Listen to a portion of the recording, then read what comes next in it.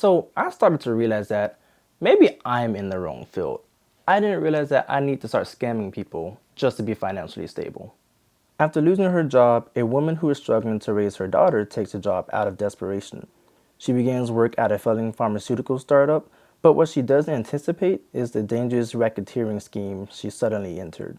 So this movie seemed really familiar to me, and I couldn't understand why at the time, but after watching it, I'm like, okay, it's like a lot of other movies, but a little bit different.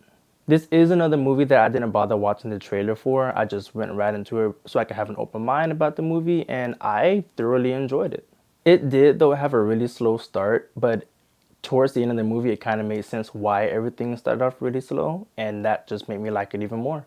I do have a question though. Like, does this stuff actually happen to people? Like, some of these situations seem a bit unrealistic, and it's like, okay, like, there's no way that this happened, and that's how it turned out.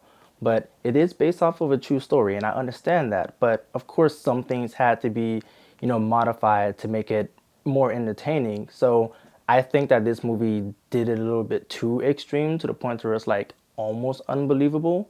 But I don't know the full story. I've never looked into what was actually happening with this. And this is just another movie that I honestly had no idea was even coming out. So, anyways, this movie starts off with the single parent, and she's basically just trying to survive and take care of her daughter. We've all seen this story before. There's a millions and millions and millions of movies that talk about this, but this one did it in like interesting way, I guess I could say. So, she's a struggling parent. She's a dancer, and some guy walks into her club, and he offers to, like take her away from this place and give her a better life. Like the typical thing that happens in these kind of movies. And she ends up turning him down, but she takes this card anyways because, you never know. So Emily Blunt, who is our main character, she stays with her mom and her sister, and her daughter stays with her, of course. And something ends up happening in the movie where she ends up having to move out. And so, of course, she ends up calling the guy who gave her the offer. So this other guy is played by Chris Evans, and I've seen him in other movies like Scott Pilgrim, and then of course all the Marvel movies, but I didn't realize that he had this much range with acting. It kind of caught me off guard, but I thought it was pretty cool because, we're used to seeing him as Captain America, so seeing him in a different role is pretty cool. Yes, he's done other movies, but I think that this one was just done really well for his character. And the scary thing about him is there were some parts where he seemed like this really nice, cool guy, and it's like, okay, like I would trust this dude with my life. And then there are other parts where it's like, okay, this dude's terrifying. Like, he's an asshole, and I would never trust him with anything. And he does it so well to the point where, one, I almost forgot it was even Chris Evans. But besides like him looking like him. But I just thought that he did a really good job with his performance. And it's the same thing with Emily Blunt's character. Like, she did a really good job in her performance. And I'll be honest, I don't really care that much about, Emily Blunt's movies because I don't think they're any good. Like, A Quiet Place, yeah, that was fine, but her character in that doesn't really stand out to me. I care more about the kids more than her character. But one movie that I would say that she really stood out to me in was Edge of Tomorrow. And at the time, I didn't realize that it was even her until I rewatched the movie, and I was like, wow, that's Emily Blunt. And she did a really good job in that. Which, by the way, if you haven't seen Edge of Tomorrow, I highly recommend checking that out. It's based off of a manga, and it's like one of the good ones. It's not like Dragon Ball Evolution. It was actually done really good.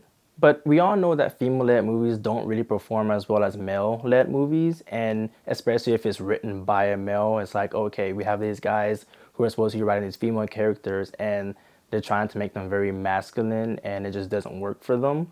So I think that they did a really good job with making Emily's character in this movie because I started to really resonate with her character. I understood some of the decisions that she was making, and I just really liked how she went about a lot of things. I kind of saw myself in her as far as a lot of the decisions that she was making. And I was like, yeah, if I was put in this situation, I would do the exact same thing. I think that this film did a really good job at showing you how people would react in certain situations, and especially for parents, this movie did a really good job at showing you just how far you would go to make sure that your child is okay. And especially if they're sick, it really shows like how far you would go to make sure that your daughter or your son is doing okay. I understand that a lot of the things were like bad, like she made a lot of mistakes, but it's like you don't really know what you would do unless you're put in that situation. And me, for example, I've done some things, but I didn't do it because it's like, oh, I'm just like a bad person. Like, no, you really will do things just to make sure that your kids are okay, even if it means you have to suffer for some stuff. Another really good thing that this movie does is showing you, how quickly people can change whenever they come across a lot of money. And, I know all of us say, hey, if I got like a couple $1,000,000, I would still be the exact same, and I would just like put the money to the side and like buy little small things. You don't really know unless you're giving like the opportunity to get a big lump sum of money.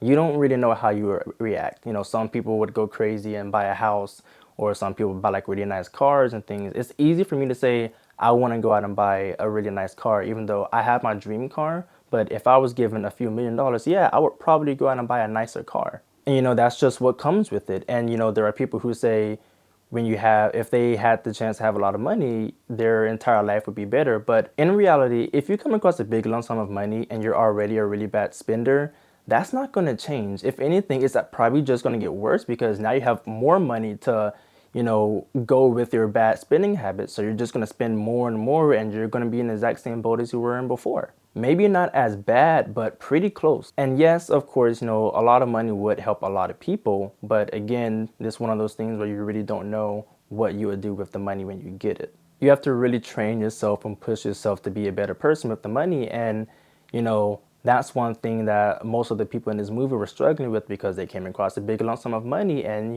they've done some pretty dumb things, bought a lot of stuff. Some people resorted to doing drugs and things like that. And it's just one of those things that comes with it. So I do think that this movie did a really good job at tackling those things and showing people that, hey, this is what comes with this. If you have a family, you will do anything for your family to make sure that they're okay. If you have like any like debt and things, you're probably going to take care of that, but also you're going to like recklessly spend a few of those dollars. Like I said, I really did enjoy this movie. I wasn't expecting to like it as much as I did. I don't think many people liked it that much because it is pretty similar to a lot of other movies, but I really liked it, and I think that I should have saw this movie when it first came out, but I'm glad that I even watched it in the first place.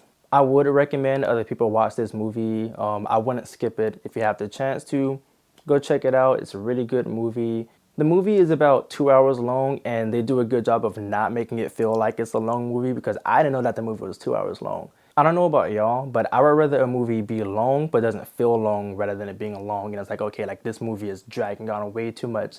This movie doesn't do that. They do really good with their pacing to where it doesn't feel long, and I really like that about this movie.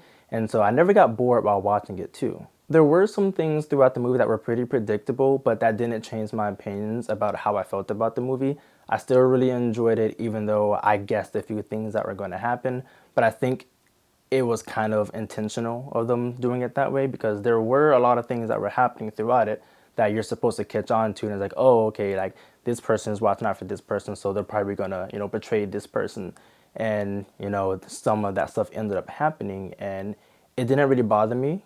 Well, anyways, I hope you guys liked this review, and if you went to go see this movie, let me know what you guys thought about it in the comments. Don't forget to like and subscribe to the channel, and if you want to be notified whenever I upload a new video, just hit the notification bell, and I'll see you guys in the next one.